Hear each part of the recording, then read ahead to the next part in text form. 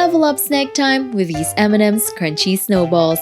Learn how to make it with this quick and easy guide brought to you by recipes.net. In a saucepan, add the unsalted butter and melt, then add in the marshmallows. Melt the marshmallows over medium heat until smooth. Then, remove from the heat and add in the almonds and coconuts. Fold until evenly incorporated. Add the M&M's chocolate, then continue to fold. Spoon the batter, shape into a ball, then roll in the coconut to coat. Serve and enjoy!